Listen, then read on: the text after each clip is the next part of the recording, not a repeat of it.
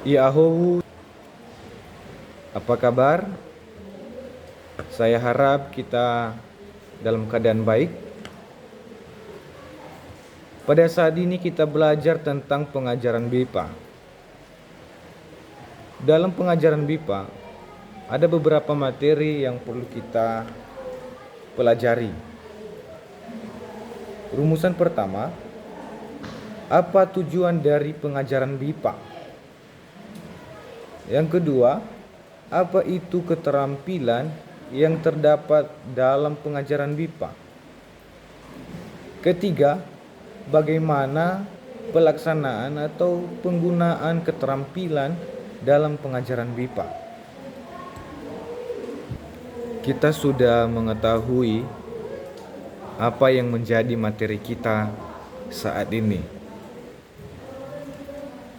Tentunya dalam mempelajari materi tersebut, kita harus mempelajari satu persatu.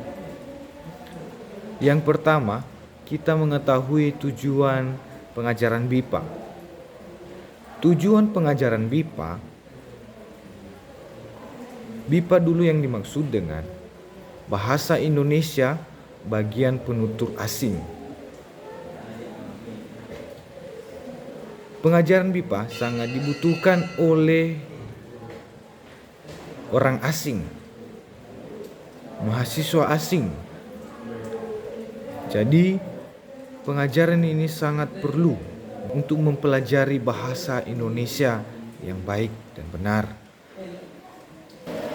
Seterusnya kita mempelajari poin yang kedua tentang keterampilan yang terdapat dalam pengajaran BIPA. Yang pertama, keterampilan menyimak. Keterampilan menyimak sangat dibutuhkan dalam pengajaran BIPA. Perlu kita mendeskripsikan melalui gambar sebagai berikut ini. Keterampilan menyimak. Siapa dia? Perhatikan gambar di bawah ini. Dengarkan dan tentukan mana orangnya. Beri nomor urut yang benar. Di salah satu jalan raya yang terletak di Kota Padang, terlihat banyak sekali orang-orang yang berjalan di samping dan juga menyeberangi jalan tersebut.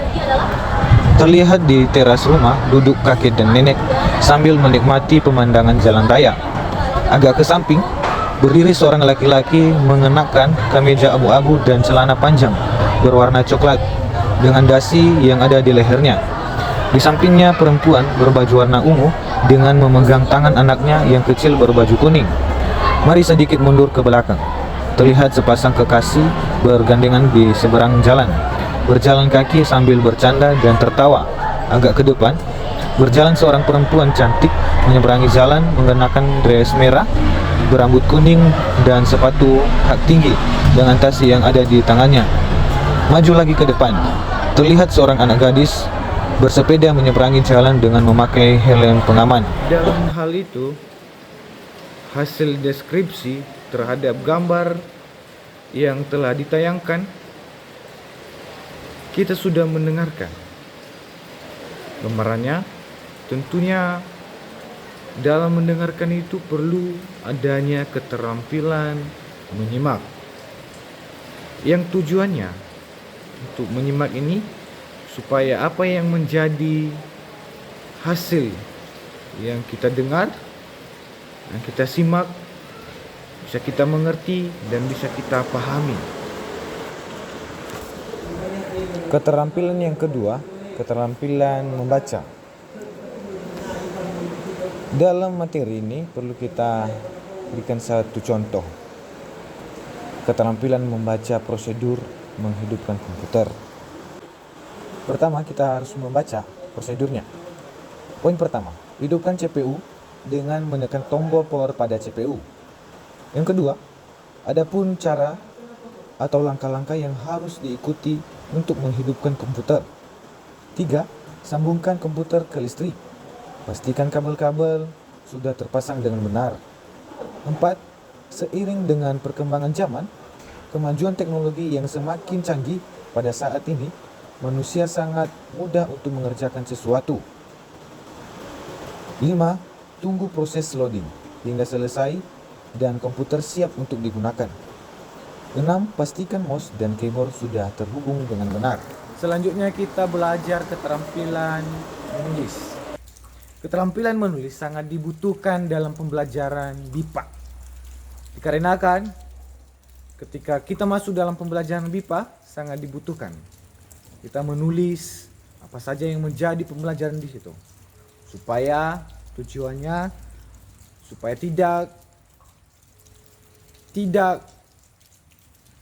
sia-sia pembelajaran BIPA yang kita pelajari. Dan yang seterusnya pembelajaran atau keterampilan berbicara. Keterampilan berbicara juga sangat dibutuhkan dalam pembelajaran BIPA. Supaya apa yang sudah kita simak, kita tulis, jadi bisa kita tuangkan, kita lontarkan melalui pembicaraan kita. Maka ketika kita sudah menguasai, bisa kita dengarkan, bisa kita tulis, dan bisa kita bicarakan, kita sampaikan untuk kalangan pendengar, maka kita sudah dikatakan sukses dalam pembelajaran BIPA.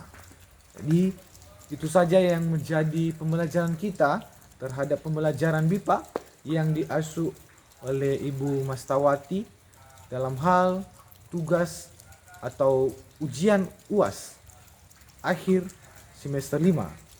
Jadi itu saja, semoga berdampak juga untuk teman-teman yang menonton video ini dalam kehidupan kita masing-masing. Demikian, jika ada kesalahan semoga dimanfaatkan, semoga dimaklumi, dan akhir kata saya ucapkan terima kasih. Yahoo!